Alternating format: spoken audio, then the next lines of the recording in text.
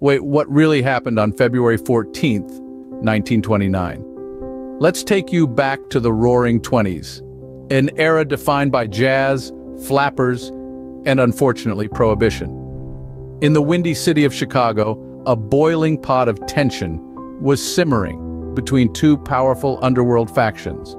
On one side, we had the Southside Italian Gang, a formidable force commanded by the notorious Al Capone.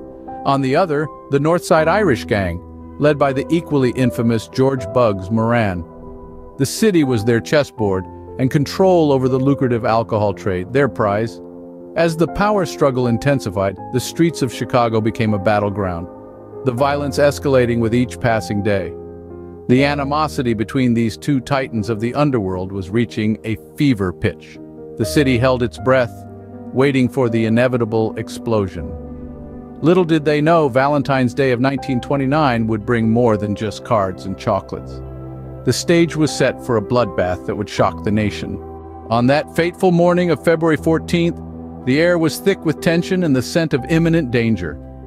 7 unsuspecting members of Chicago's Northside Gang found themselves within the cold, stark walls of the SMC Cartage Company garage. In a twist of fate, these men were lined up against a wall, their backs turned to their destiny.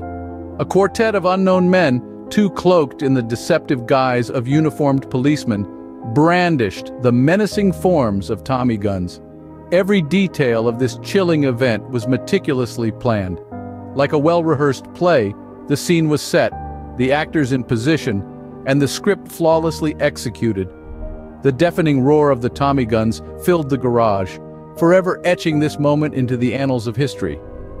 In a matter of minutes, the garage was turned into a gruesome scene of death and deception. The echoes of the massacre reverberated through the city, a chilling reminder of the brutal reality of gang warfare. In the wake of the massacre, the city was aghast.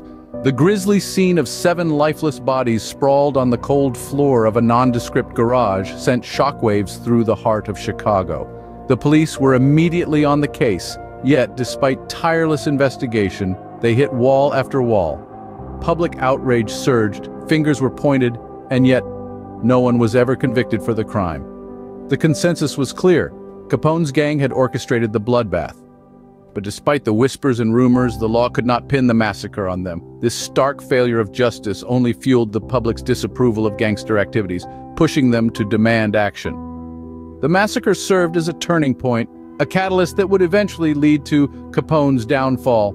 The Roaring Twenties were coming to a close, and with it, the era of lawlessness and violence was being reeled in. The St. Valentine's Day Massacre remains one of the most infamous unsolved crimes of the 20th century, a bloody reminder of the lawlessness and violence of the Prohibition era.